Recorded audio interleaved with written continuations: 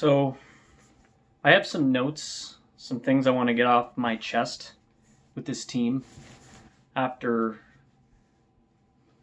what we just saw. First of all, I believe I have Toronto sports syndrome, we'll call it. It's like a fear that when you're watching your team, the sky's always falling, just a little bit. Like, it's just a bit of pessimism. And by pessimism, I mean that I just don't feel like they could win the Stanley Cup that season, even when they made it to the playoffs. Now, I'm addicted to sports. I watch this stuff a lot. And I follow a lot of the radio broadcasts, and I listen to a lot of podcasts, and I listen to a lot of interviews by, the players and the coach, and of course YouTube videos by other fans. And I'm addicted to this team, but I've never really felt like they could do it. And I don't think they can win a Stanley Cup next year, and I'll tell you why. The past 3 seasons, they haven't played more than 89 games. Of course, they had their 88 against the Capitals, and then 2 Game 7s after that. So they haven't gone through the rigors that you have to go through in order to win a Stanley Cup. They haven't played games into May and June. So they're still learning how to win as a team, and that sucks right now because it still kind of feels like, okay, I guess it's still a bit of a rebuild. You still got to build the pieces there that aren't there. So I don't think they're likely to win it next year. I think that you kind of have to take the next step, which would be winning a round, and then maybe a year later your bodies have gone through the point where you're a little more used to that late season hockey. I want to vent a bit on management because I believe they made some pretty big mistakes, not crippling, things that they can learn from. I think Kyle Dubas can do a lot of some of these things better. The big one for me that just sticks out is I can't, and this didn't feel right with me at the time. I can't believe he got nothing for a guy like Curtis McElhinney. He got nothing. No, like, we know now he should have kept him. That's hindsight, but you just, I guess, couldn't fit him on the roster. Just had to use somebody else in that spot. But I don't see why you couldn't at least have 3 goalies in the system. And I mean, Sparks is just not good enough. I feel like he's kind of an AHL player. That's kind of his spot. The Nylander contract. So that's mostly Nylander's fault. I don't know what kind of publicity stunt why you would do something like that. I mean, it was literally down to the last couple of minutes to the deadline when he got signed. And that's just a terrible way to get going.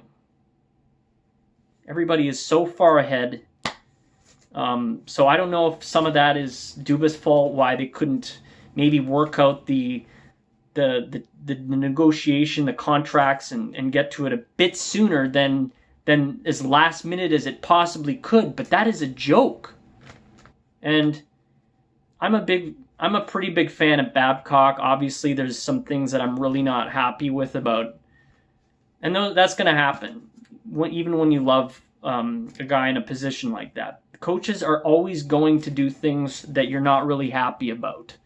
But I'm a fan of Babcock. I want him on the bench of my team, and he preaches a lot about hard work and what it is to be a good pro.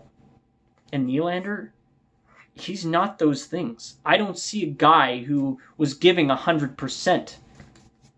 I saw him improve marginally as he kind of got along, but I see a guy who will not get into, obviously he's every time he skates into the corners, he would just curl back around. He didn't want to risk getting crushed into the boards. He's just not that kind of a player. And Kadri. So we're moving off management now. I just wanted to say, Kadri, WTF. You know what a guy like Clark or like one of my favorites, Darcy Tucker, would have done in that? You drop the gloves and you say, let's go. Let's go. You got to stand off to him one-on-one. You can't just hit him from behind or, make that play. You got to drop the gloves, and he just didn't do that. Now, the turning point for me in this series was Game 6. That game looked like it was going to be a blowout. And they just took the penalties, And I wanted to talk a bit about the officiating too, because first of all, I don't think the officiating is the reason why they lost that game. But I did keep track of all the penalties, and I just wanted to point out this is through the games, but at the end, they're pretty even. So Boston, 34, the Leafs 35 in penalty minutes. Now you can look at that and say that Boston did a lot more. They got away with a lot more. I think you could say that. You saw kind of the things that Chara was doing for sure that he was getting away with. But, I mean, when Toronto took those penalties, that's a regular hockey penalty. They're going to call it. And their penalty kill, their special teams, it crushed them. So, there's a term I hear a lot of. What is belief?